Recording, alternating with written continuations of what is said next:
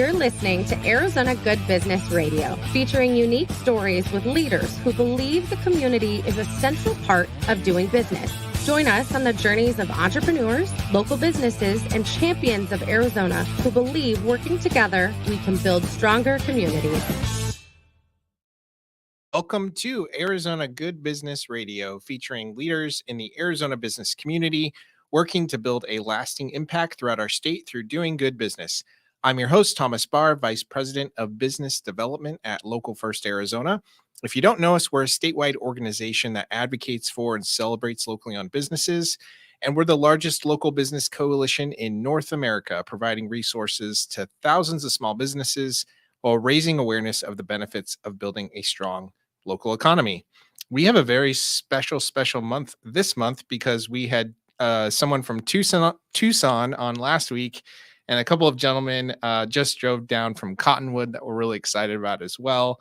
Want to welcome David, the Executive Director, and Isaac, the Flows Project Manager of Friends of the Verde River. Thanks for being here, gentlemen. Our pleasure. Thank you. Yeah, thank you very much. Really happy that you came down from Northern Arizona to visit us today. And we are proud to partner with you. And we're just talking about your participation in the Rural Policy Forum that Local First just hosted in Clarkdale. And our listeners, I'm going to guess, aren't very familiar with the organization. So I'd love to start, David, if we could open it up to you. Could you share a little bit about Friends of the Verde River and your time with them and what you do? Well, thank you very much. I mean, the organization actually started with a group of kayakers who just love to be on the river, and they call themselves river rats, basically. And they decided at one point that they really needed to work to start cleaning up the river, and that was sort of the genesis of the organization. It built, it's sort of and I think it's important. The spirit of this organization is, let's just get something done. Let's make the river better and keep the river flowing. And that spirit has carried through for the last 10 years. The organization grew from that initial impetus to start looking at restoration of habitat, particularly removal of invasive species became a major part. And then there was a recognition that not everybody in the Verde Valley was fully aware of the unique resource that the Verde River was. And so community outreach to really introduce people in the area to the river. Canoe races were used and kayak races, things of that nature. Fun stuff. Yeah. Pulling people into the river because, you go back 10, 15 years, the information about the river was fairly limited. Today, you go to Walmart and you see walls of kayaks. So that outreach has really, really succeeded. So we look at habitat restoration. We look at sustaining flows. And this is really where my colleague Isaac comes in, has done a tremendous job over the last few years. And community outreach to reach people in the valley to make sure that they know what the river is all about. And our latest push is really going to be to work with younger people, K through 12, because we know the river needs stewards. I think we have good groups of people who are working on that today, but we need the same in the future. And so we hope to develop stewardship for the future as well. So we're looking at it, as I say, from a boots on the ground, get things done. Let's work together to keep this river flowing. Right. Yeah. And youth retention in rural Arizona is so important. I can't think of a better way to keep people in the place that they were born than to build that connection to place in that way. So that sounds like generational planning. Yeah. Absolutely. And so are you the founder of the organization? How long have you been with Friends of the Verde River? And how long has the organization been around? Well, the organization's been around about 10 years. It was eventually formalized from a loose collection of friends who wanted to do something. And actually a number of organizations kind of emerged over that period of time, and eventually all merged into a common organization, now the Friends of the Verde River. Okay. I am not the founder. In fact, I'm just a recent arrival. So I feel like I'm in a position where I can actually praise the work of those who came before. I just started in December. Got it. And had been working overseas up until that point. So this was a nice change. Okay. And it's a great organization. great people. I can still brag because I'm new, and it seems to have a really high level of acceptance in the area. So I'm very happy and privileged to be a part of this organization. Wonderful. Thank you for sharing. And I do want to learn more about your time overseas because I know I've read your bio and it's very interesting. But before we get there, do want to ask you, Isaac, I want to hear about your role at Friends of the Verde River. What does it mean to be a Flows project manager? Yeah, absolutely. So a little bit about me, I guess, just to kick things off. Yeah. You know, I'm a Verde Valley local, so I've been playing in the Verde since I was in diapers, essentially. Okay. Born and raised then. Born and raised. Cool. Yep, absolutely. I was, a volunteer way back in the day when it was just that kind of group of really passionate individuals. They'd take us out on the river. We'd do trash cleanups, help with some of the water quality monitoring projects that were going on at the time. And then after getting out of college, I was able to come back into the community and get involved in a more meaningful way. Sure. So now as Flow project manager, what that really looks like, is trying to help inspire and support our community to do things like water conservation projects. Specifically, one of our main programs is river friendly living, and so that inspires a culture of voluntary river conservation at our homes and businesses. Okay, wonderful. And I was impressed to learn that you have 12 staff. That's, quite an operation for a small rural town nonprofit organization, right? So tell me a little bit about the different roles within the organization and how you how you fit into all of that. Sure. So as David mentioned, big focus is habitat restoration. So we have our crews that are out there doing the work. And then we have our community engagement team, and then our sustaining flows programs, which largely, it's a one-man show for me in that side of the house. But with lots of great support from the rest of the team. So we bring together a lot of different partners. We work with 30 to 50 businesses each year. Wow. Lots of homeowners, private foundations, our local municipalities. And so it's really just about bringing together that tapestry of partnerships to make the work happen on the ground. Wonderful. Sounds great. And that was going to be my next question. And David, not sure if you have anything to expand on it, but that community outreach effort, what does that look like for the organization? I imagine it's residential, it's businesses, it's other organizations doing work in the area. What does that look like for you?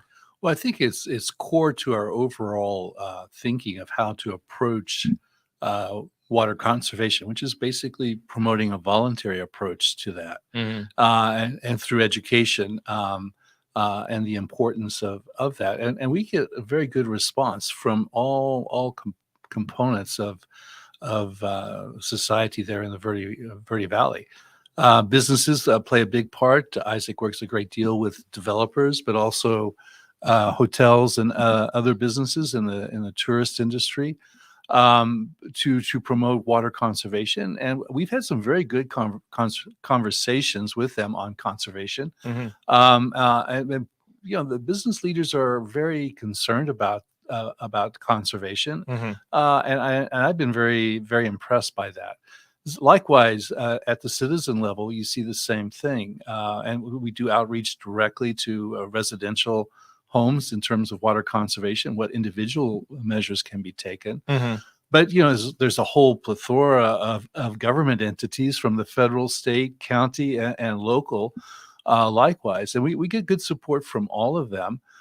We organize volunteer days. Martin Luther King King Day is one of those, where we mobilize volunteers to work in multiple sites up and down the Verde Valley. It's not just the Verde River, it's all its tributaries. And I would like to say it's a big place. We may be 12 people, but the Verde watershed is about almost the size of Connecticut. Really? Just to put it in perspective. It goes from San Francisco Peaks all the way over right to the edge of Prescott, Payson, and down to where the Verde River goes into the Salt River. So it's a huge territory, and we're really focusing now on moving out of the core area, the Cottonwood area, Camp Verde area, and Jerome area, into these other areas as well, looking at Flagstaff, looking at Prescott, and down here in Phoenix. I mean, 25% of Phoenix water comes right through our backyard on its way to Phoenix. So it's important, I think, that everyone who benefits from this river, whether it's from a tourist point of view, recreation point of view, or just actually access to water. Water is life. Yeah. And it's extremely important that everybody guard this precious commodity. Yeah. And, Isaac, I want to ask you, growing up in that area, Cotton was such a unique place. We were just chatting about its developments over time and how it's attracted more and more people. It's become known as a, winery destination over time and all of these great aspects of tourism. But what makes it so that Cottonwood was the right place for this organization to be housed out of? And how are you thinking about expanding efforts to these other areas? Sure. So, I mean, the central location of Cottonwood makes it for a good headquarters for our organization. We're able to touch on all of the different surrounding communities. But beyond that, I wanted to go back to what David was saying earlier. Back in the day, people didn't even know that the river existed. And so one of the things that some of the early adopters used to say is that we would know people would care about the river when we would see boats on cars, right? And so now you go down the road and everybody's got a kayak or a canoe or a tube or a paddleboard, right? There's so many different ways to recreate on the river. So looking a little bit beyond that to some of the economic benefits of the Verde River, there's a study that came out a while back that said about $3 billion comes to northern Arizona through water recreation. Really? Right? Wow. And 15 million of that is for birding specifically, which is kind of a fun subset, of outdoor recreation. There's a lot to learn in the birding community. And so because the river goes right through the Verde Valley and Cottonwood specifically, that we have a huge migration corridor that brings roughly 200 species of birds through our area. And so, that's a big driver for that work as well. So we host the Verde Valley Birding and Nature Festival each year in Cottonwood at Dead Horse State Park. Cool. And that brings, 300 people to the area each year, roughly. Yeah, very cool. Well, as the husband of somebody who's actually into birding, I find that super cool. My wife has worked with animals for over 15 years. Actually, one of the first times that we were in the car together, she was going to ASU's wildlife school and listening to a song in her car. It's on shuffle. And then the next, I just hear birds on the actual audio. And I was like, what is happening? She's like, oh, I'm studying for a test. So I've learned to appreciate birds very, very much. So I love hearing that that's such a huge component of the tourism up there and development. David, I want to get back to you about the topic in Arizona, which is water. A lot of people are, I would say, that have a stake in Arizona's future are obviously concerned.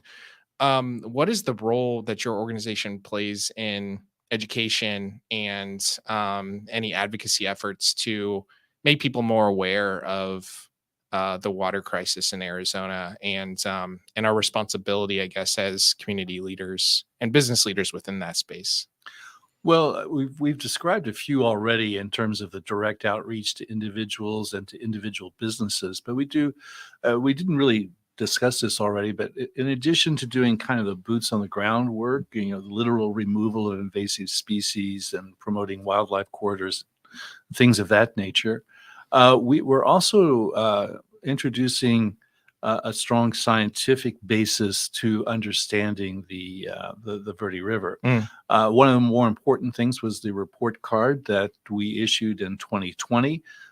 Which is proven very useful to direct us where there are weaknesses in supporting the river.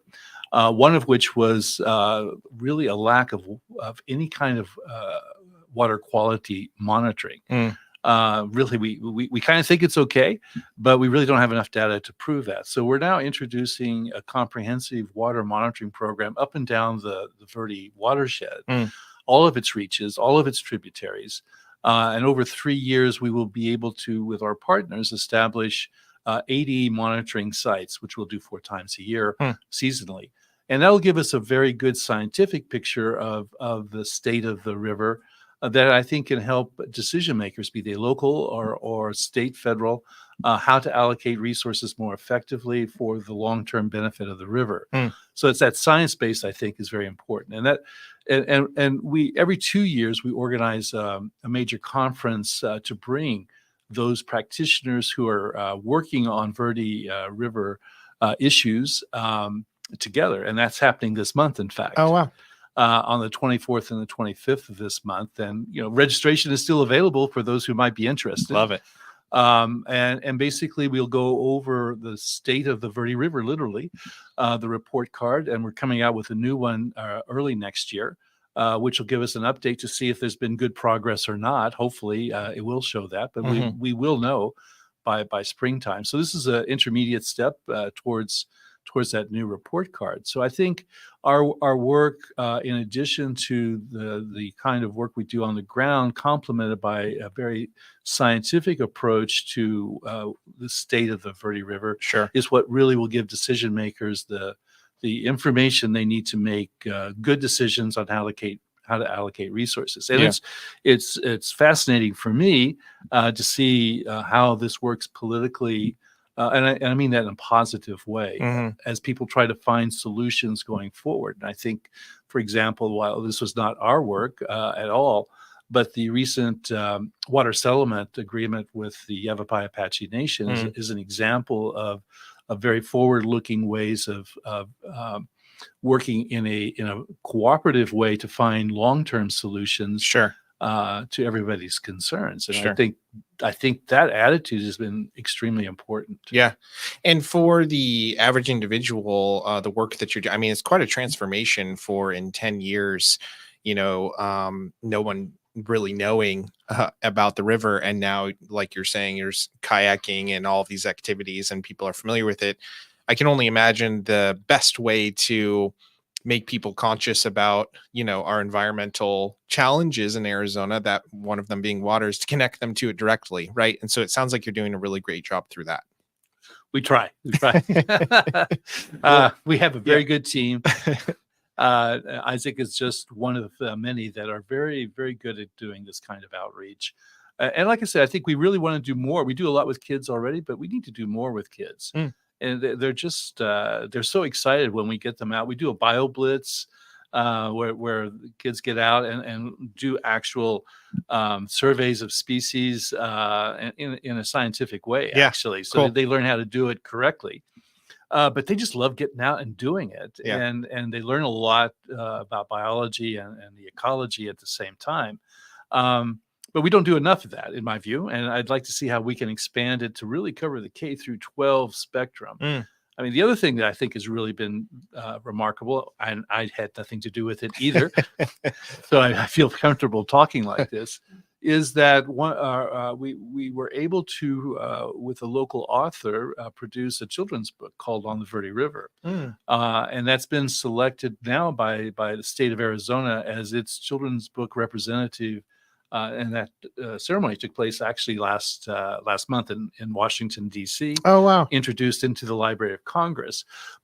So it's a quality book. But more importantly, we've been working with libraries and schools to get it distributed, also with a local nonprofit to try to get the book into lower income households, so kids have access to the story of the Verde River, but it has some very nice descriptions about biology and so forth. The kids love it. So I buy it for my own grandchildren, and it's often paired with a little otter, stuffed otter, that I have to buy one for every child to make sure there's no problems. I feel like I've seen it before for some reason. Yeah, it sounds super familiar. Yeah.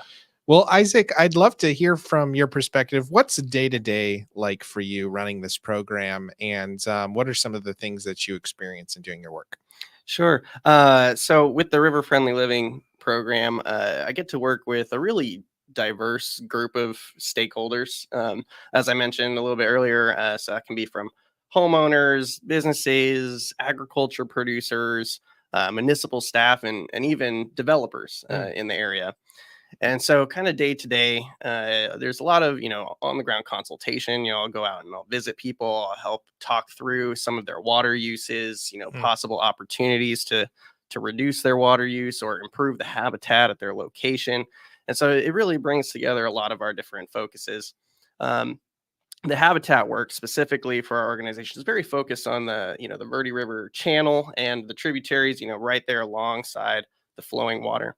But the River Friendly Living program, really is trying to expand the capacity of our community more broadly to support the health of that as well. So, thinking about a homeowner that maybe lives 20 miles from the river, there's still activities that they can be doing to support the health of the river. So, most recently, right now specifically, we have a small grant available through the program. We call it the River Friendly Living Grants, as you would expect, right? And so this grant program has been available for quite a while. It started well before conceptualizing the River Friendly brand. It's predominantly funded by our local business partners. So we have a lot of collaborative products like partner beers and wines. Some of our hospitality partners, they'll donate $1 per stay for guests, right? And so all of those contributions go into this grant fund, and so then that's made available for all of those different partners that I just mentioned, from the homeowner to the new developer, right? Cool. And so we're expanding that program really significantly. We're working right now to bring that down here to the SRP service area specifically. So, a lot of folks in this area receive either water or power from the Salt River project. And so, we're trying to really maximize that nexus, right? To get people involved thinking about upstream solutions. So we have our grant cycle open right now. And so folks can apply for $1,000 as a homeowner or up to $5,000 as a business or organization. To be able to actually implement these projects. So in those consultations, we kind of determine what are the areas that you could improve. And then from there, a lot of people just go out and do the work. But, if there's a financial stress there, that's where the grant program can really help fill in the gaps. Right. And that can be stacked on top of other programs that are out there as well, like rebates, other green incentive programs that are offered by various municipalities, right? Cool. So it's a cool way to really stack value for conservation. Wow. And so what type of projects are people implementing, or are you seeing? Right now, the big focus is irrigation efficiency and lawn removal. Okay. But also indoor water efficiency projects. And then on a smaller scale, we do have funding available for people doing habitat improvement projects and community education programs. Cool. Well, I'm just in my mind thinking of all the businesses we want to connect you to. we have a program at Local First that's called We Rise. It celebrates Black entrepreneurs and provides them tools and resources to be successful.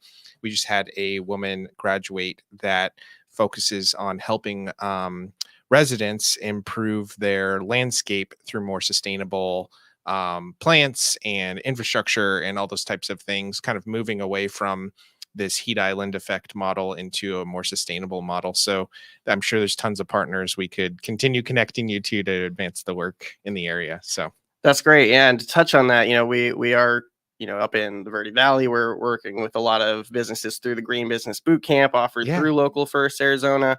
Where we've been working with Jason and some other members of your team to get connected to the statewide boot camp. And so, that's really part of this initiative. So, we're really enjoying that collaboration and we look for, more potential partners to come out of that. So glad you brought that up. So tell me, I'd love to hear from both of you. Why was that partnership important to you to host the boot camps at your location? How's that been going for both of you? Yeah, it's been a really great collaboration so far. I think we just finished our 5th cohort in the Verde Valley. I think we've been able to work with a little over 20 businesses. I don't have the exact number off the top of my head, but so that really touches on a lot of our core areas of focus, specifically water, of course. And so I've been able to facilitate the water session for those businesses, and so bringing a lot of these topics to the forefront, all focused around the health the Verde River. Yeah. But also, what can businesses be doing to reduce their overhead costs, through efficiency? We help them do like flow metering, to get a better idea of how much water are they using, Yeah. and find opportunities to reduce their business costs while conserving water. Yeah, Right. absolutely. And David, why has it been important to you to do that?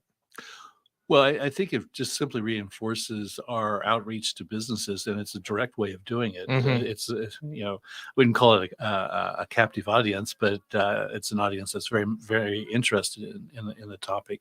But it's extremely convenient for us to do that outreach directly with them, and it's a question of the quality of time that we have as a result because of the workshop format. So that gives time to really go into some of the issues, and I think that's very beneficial.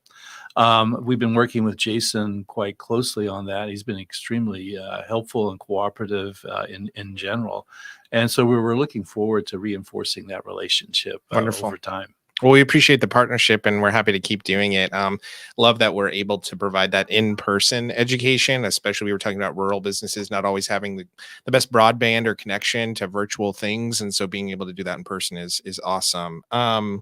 David, wanted to ask you a background question. So Sure. in learning a little bit about what you did before your current role, I was learning, you spent some time with the United Nations in Yemen, Africa, Asia, helping prevent a massive oil spill in the Red Sea.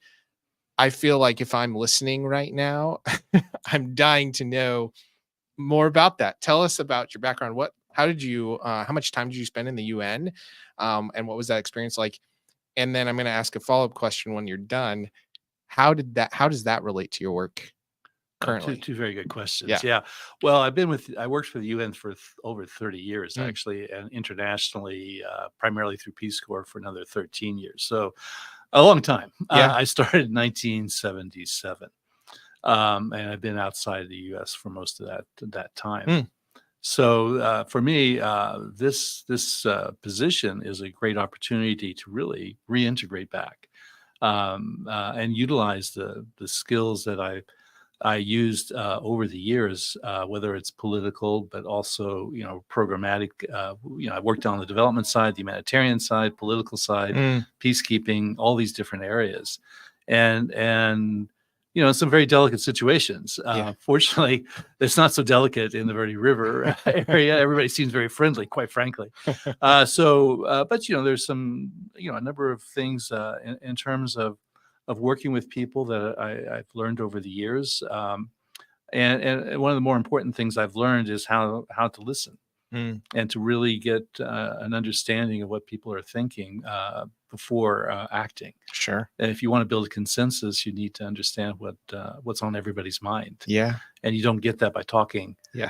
I learned much more by listening than by talking. I Absolutely. learned a long time ago. Yeah. Oh gosh, said so wonderfully. Well, I'm glad that you shared that. Thank you so much. And what about Cottonwood called you back or called you there to do this work? Well, my wife and I went to Thunderbird here in Glendale at the time, back in the early 80s, 82, 83. And we really fell in love with Arizona at that time at the same time. But we wanted to work internationally. But we thought, someday we'll come back. Yeah. And then eventually one of my sons enrolled in Embry-Riddle University up in the Prescott area. And it prompted us to think, well, maybe this is the time to go to Arizona. So we did. And since we're a family that loves kayaking and canoeing, and we've done it all over the place, we decided we needed to do it in a place with a good river for that. Yeah. And all of a sudden, Camp Verde, there we are. So Right. It was as simple as that, really. It was what we wanted as a location, basically. Yeah. And is your son a pilot now? That one is not. I have several Okay. sons, but I have one who is. Yes. Okay, wonderful. And for those that don't know, Embry-Riddle, world-renowned pilot school right up in the Prescott, Verde Valley area, right? That's correct. Yeah. Yeah. Wonderful. Yeah. And Isaac, what kept you in Northern Arizona? I know you mentioned before we started the show, you've spent some time in Tucson, spent some time in, going to school at NAU, all of that. What kept you in Arizona?